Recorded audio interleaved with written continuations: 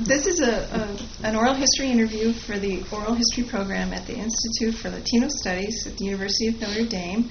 And we are here at DePaul University, and I am interviewing Kaytie Johnson, who is Director and Curator of the University Galleries, Museums, and Collections at DePaul University.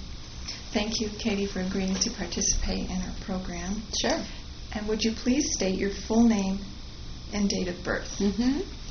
Legal name? Yes. Catherine Annalise Johnson.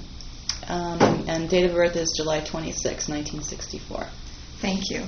Mm-hmm. When we start out, I'd like to ask you to talk about some brief biographical information, where you grew up, how you developed an interest in art history, and curating, and then how you developed an interest in your specialization in Latino and Chicano art. Right.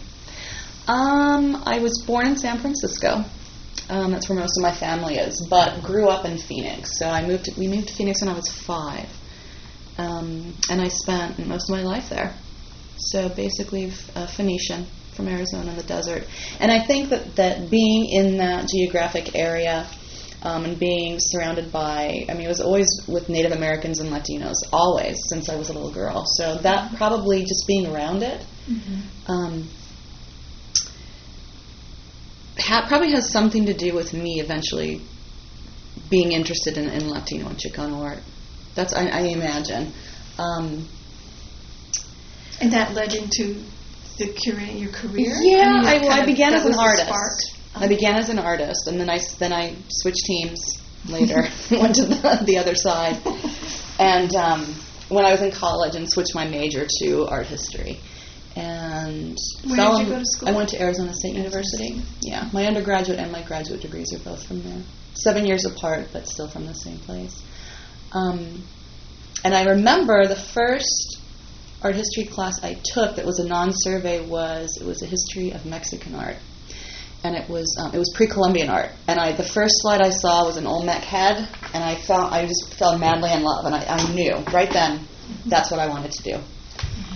So I started out actually with the oldest stuff, and now I'm all the way up to the present day. So it's a long trajectory, but it began. I was mostly pre-Columbian. My undergraduate degree, I focused on pre-Columbian Mexico art and archaeology. I used to restore pots and things like that. And then just gradually my interest moved up to colonial Mexico.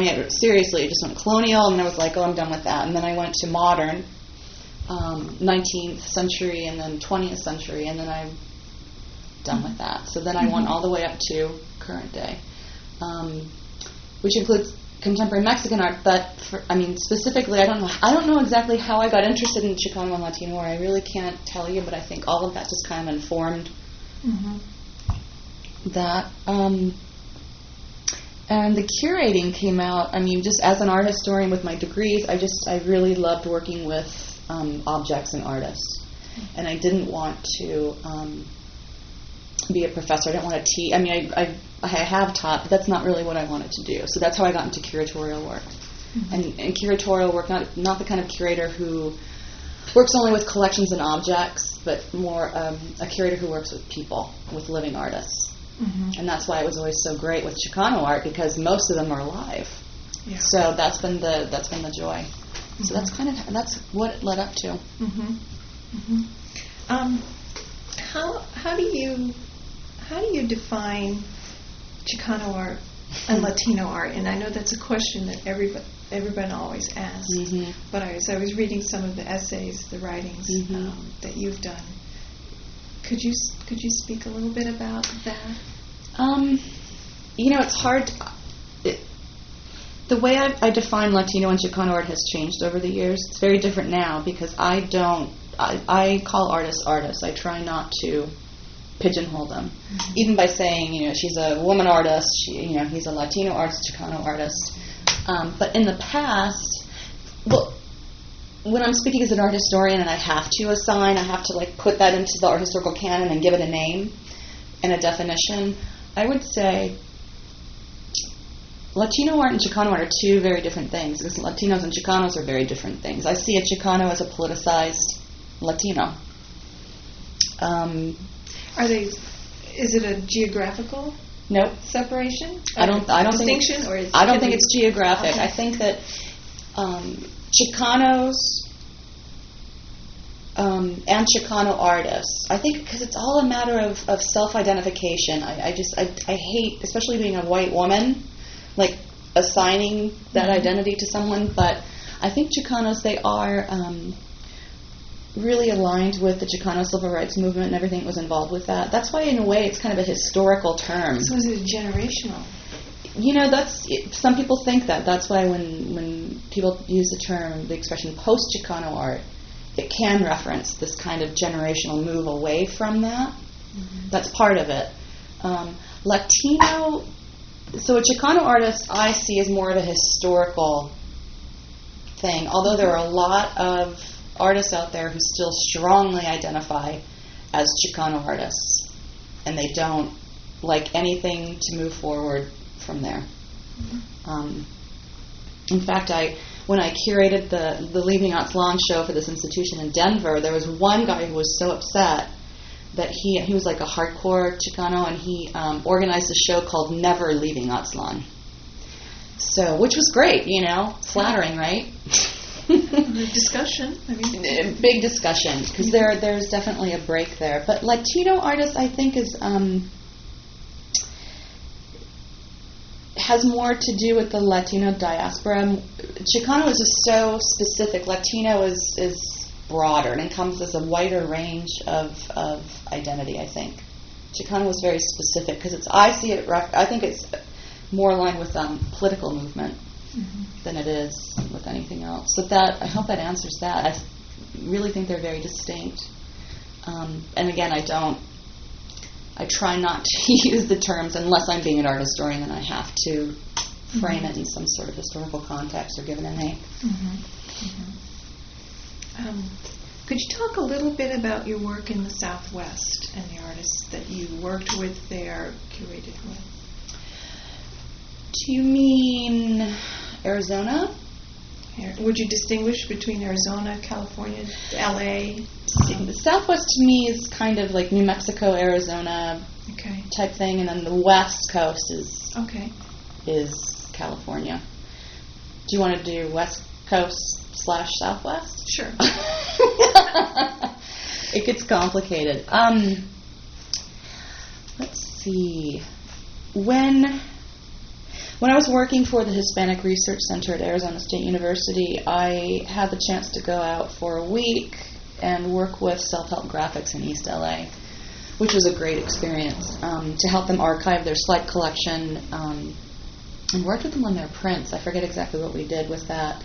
But while I was there, I met a lot of artists, which was great, a lot of old school artists who've been around for a long time.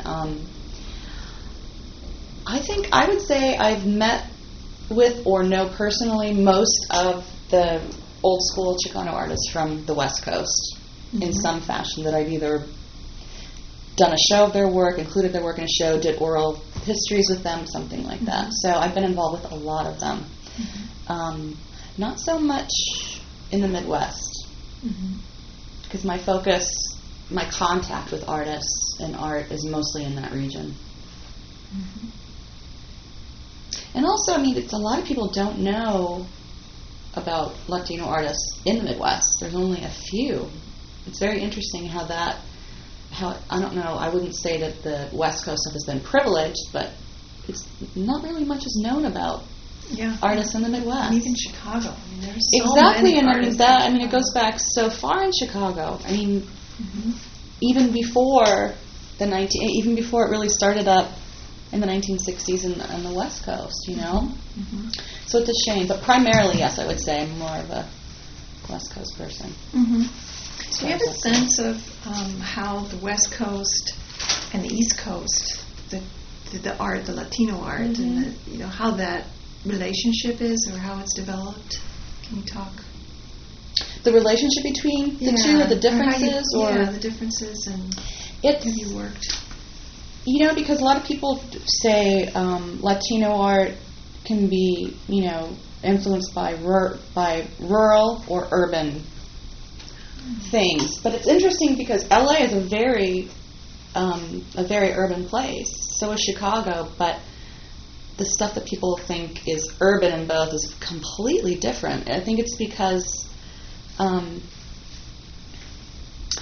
don't know why it is. It's something I've often thought about, and because I really don't know that much about the history of Latino art in Chicago, especially, because, clearly no one knows about it anywhere else.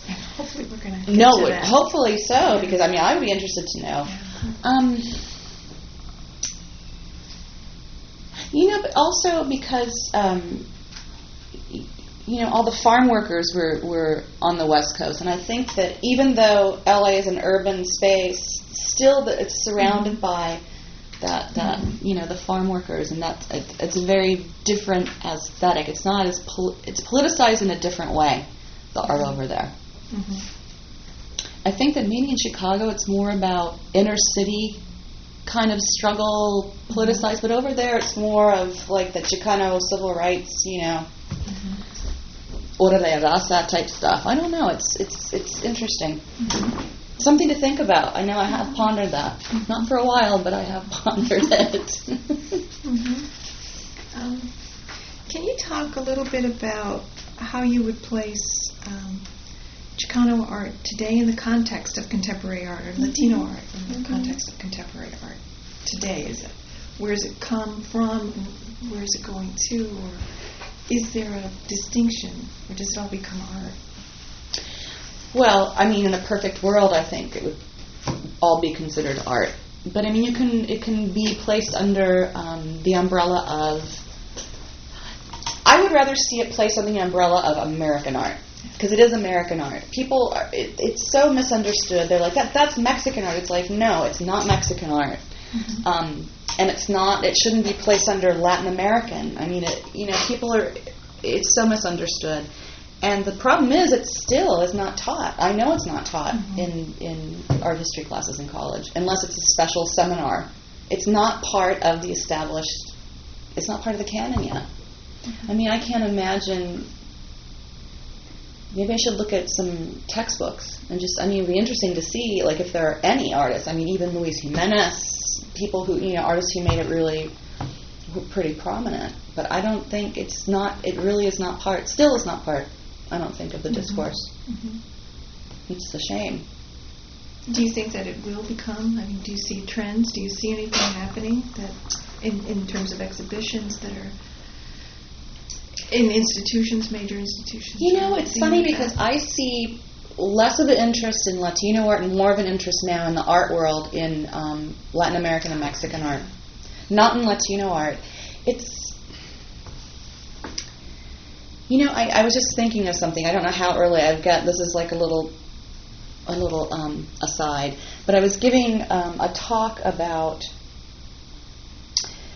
it was to students here at DePauw, and I showed them, the PBS series documentary Chicano from years ago. I showed them one part of that, and it was a Latin American studies class, and almost every student in the group had no idea that any of that happened. Anything during the 60s and 70s, the Chicano moratorium, nothing. They knew nothing about any of this, and I was horrified.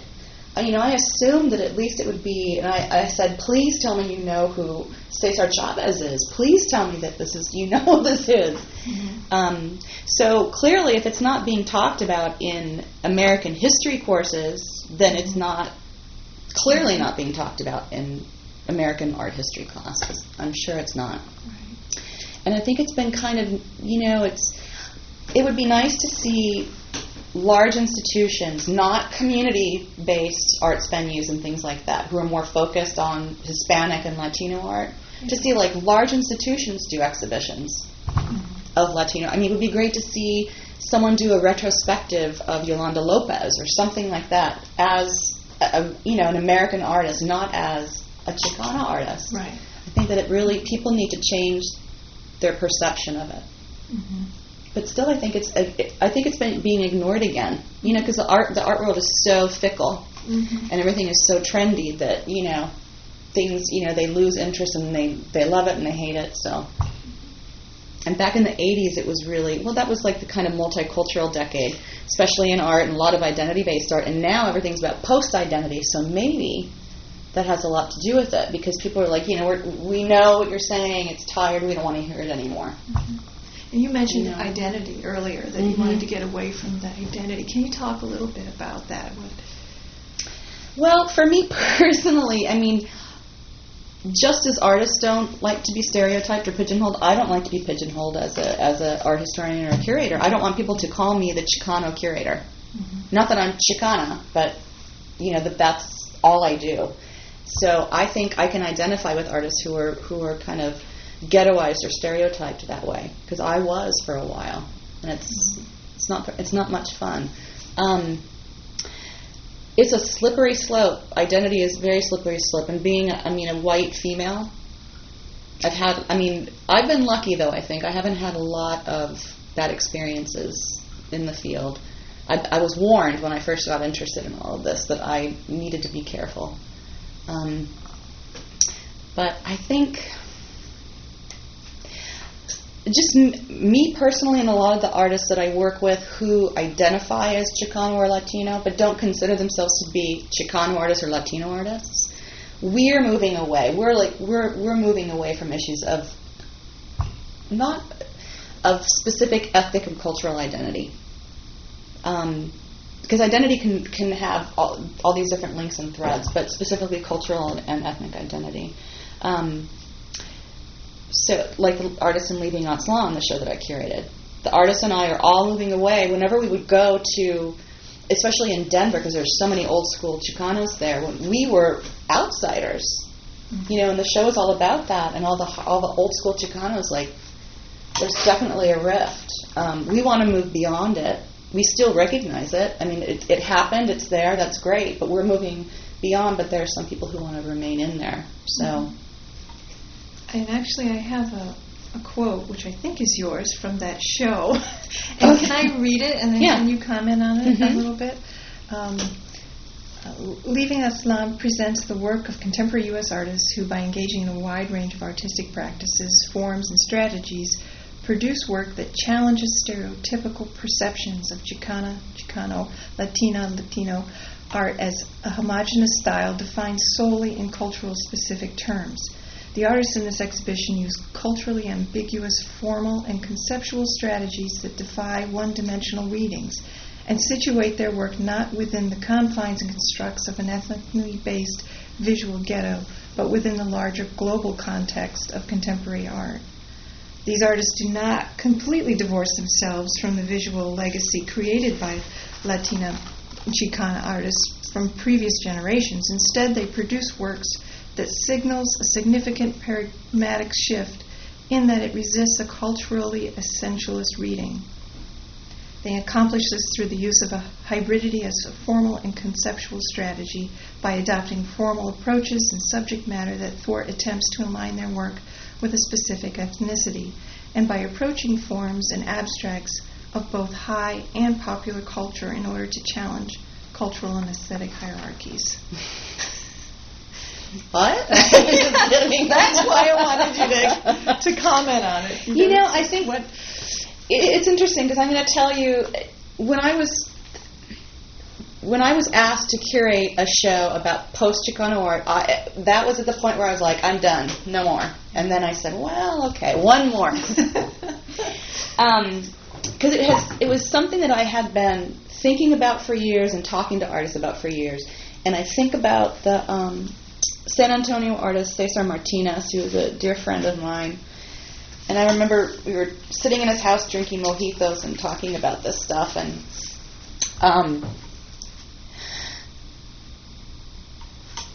Cesar's been around a while. He's fairly old. Some people think he's old school, but he's kind of got a foot in both camps. But we were talking about this whole post-Chicano thing. He said, the bottom line is, I don't want my work viewed in one way. That's the main problem for him.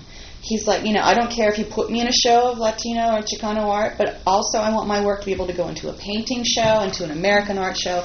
So I think what Cesar said kind of led to this Leaving Aztlan show and notion. there are a lot of artists out there who are post-identity practitioners, post-identity artists, who feel the exact same way. Some of them want to have nothing to do with it. They're insulted. There are some artists I asked to be in the show, and they said, I don't want to be in a show about Latino art.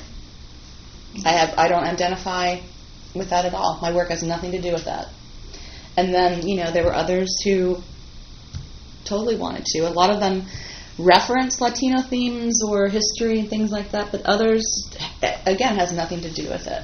So it kind of shows you the multiplicity of what it is. Mm-hmm. So that's what that really long quote has to do with.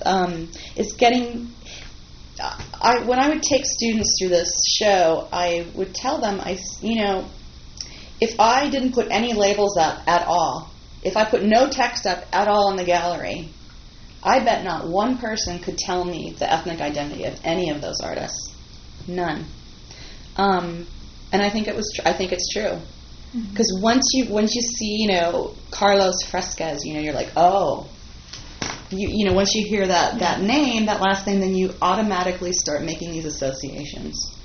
And again, that ties into me wanting to refer to artists as artists, because then people are automatically reading in things that maybe are not really there in the work, if that makes sense. But I can't, it's never going to change. People are always going to ghettoize things.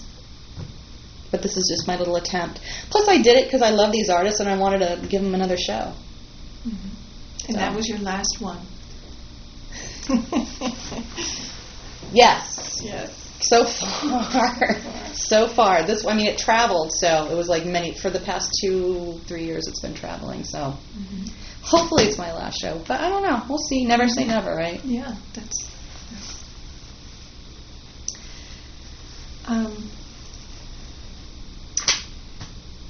have you observed any shifts among generations of Latino artists?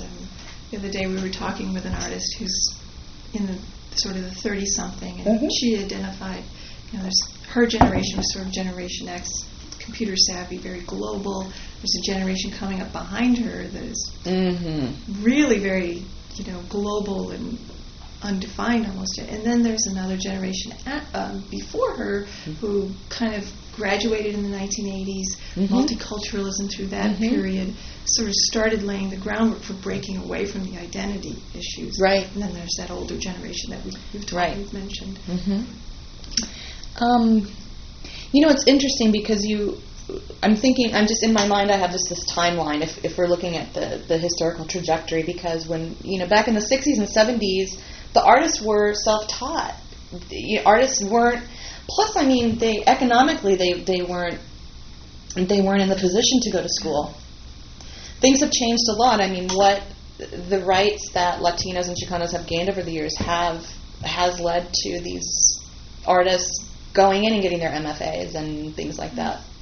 So what the old school people did made it possible for what's happening now. So that's, you look at it because it's all self-taught, and a lot of people in the beginning, and a lot of people associate that with lack of quality, but that wasn't the point back then. It's like you have to historically contextualize artistic production to understand it, right? So then after that, when they started getting MFAs and things like that, it became more, still a lot of it had to do with identity, but in a very different, more sophisticated way that was more conceptually informed, I think. That's a huge difference. When it was idea-based and ideas that had nothing to do with el movimiento or anything like that.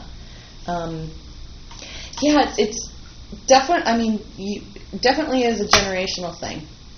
But then again, like I said, there's like those artists who just don't want to have anything to do. I know I met with Judy Baca a few months ago. She was on campus, and I was talking to her, and she was angry about this show. She called these artists traitors. And I didn't think she would think that way. For some reason, I thought she would be progressive and not, she can believe what do what she wants, but then let them do what they want. But she was angry. And I found that very interesting. It was a little disturbing, too, that she still was so angry about it. Because I don't think they're not doing anything wrong. How are they traitors? I mean, it's funny because if everybody was doing what she was doing, there'd be no diversity. And aren't we supposed to be promoting diversity? I mean, in every kind of way. I'm not getting down on Judy. I think she's lovely. I mean, but I just was very shocked by her reaction to the show.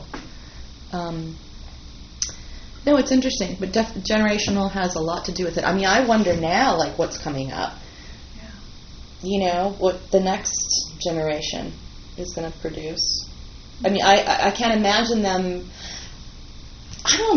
Maybe we'll shift backwards because now I find a lot of young Chicanos and Latinos can speak Spanish, and there's a couple of generations back there that can't, but now they are again. Maybe they're going to like re-embrace and like have this nostalgic, I don't know, Chicano like art movement again. Who knows? Mm-hmm. Be interesting to see what happens, but I don't know. It could go either way. Back towards the nostalgia, or forward and just lose everything completely and not, it's interesting. Mm-hmm. Okay. Anything we haven't talked about then? How about your work in curating, working in Mexico and Latin America? Mm-hmm. Can you talk a little bit about? I haven't done it for a while. I do work right now. I work with many contemporary Mexican artists, but I don't work with them as Mexican artists. I work with them as contemporary artists, but they happen to be based in Mexico. But in the past, I did stuff that was more historical.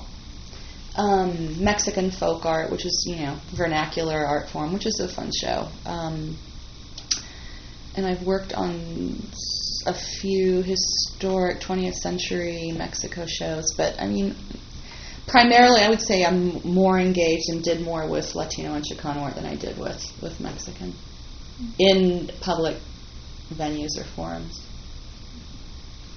And what are your interests? Where are you heading now? What's contemporary art? But what's your area? It's funny because I have my boyfriend's an artist and he teases me all the time.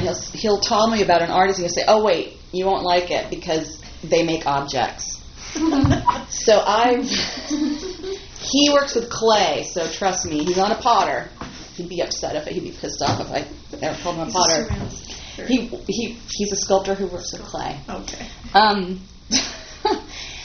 I'm moving away from objects into project-based. I've always been more interested in conceptual art than I have with other sorts of art, contemporary art.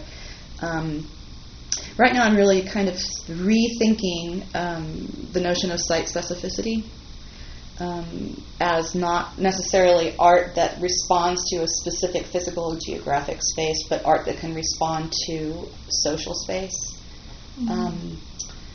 So I'm working with a colleague right now, a friend, on a show that will have no objects at all. It'll just be project-based, but it will travel, which is going to be challenging. So they will deal with site specificity and kind of rethink it, not as work that's commissioned for a specific site. Like it can be here, but it could be the same thing in a different town, but it would respond not to the physical geographic site, but to the social sphere. So that's kind of where I'm moving.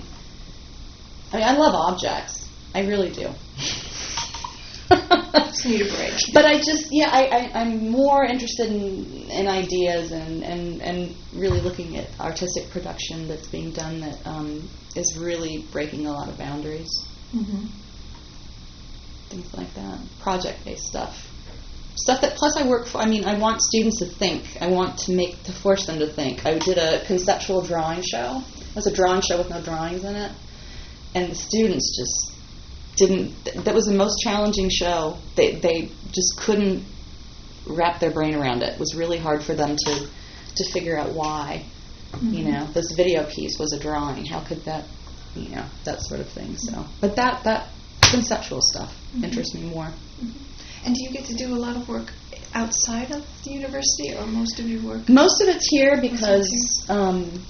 But I do, on occasion, do shows as a guest curator. And some of the shows that I do here travel. Skirting the Line, the conceptual drawing show that I told you about, is down in Kentucky right now in Louisville.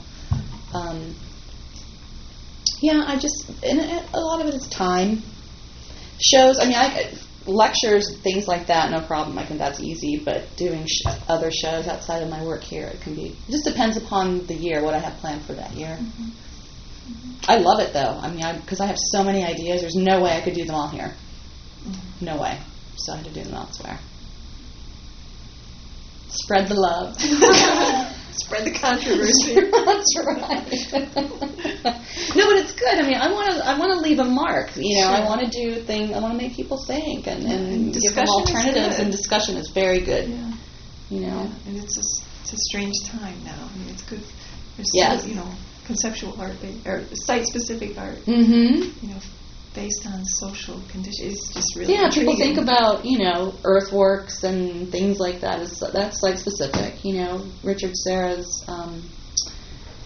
tilted arc sculpture that was, I don't know if you guys know about that, but it was removed. And, people think that's site-specific. Well, that was site-specific. Yeah. But now there's something new. Yeah. You're bringing it to us. Bring it on. I'm not the only one. There are some other curators out there interested in it, but plus I'd like to challenge myself as a curator. It's like, how do I do a drawing show with no drawing in it? Yeah. I usually come up with a theme and then try to. Yeah, and we're like, how do we do a traveling show with no objects? So it'll be all. Yeah, I don't know how it's going to work out, but. We'll see. Definitely put me on the invitation list. It can be done. I know a way, but it's going to take a lot of planning. Well, thank you very much. Oh, you're welcome. For taking Was I too chatty? No, this is all right. perfect.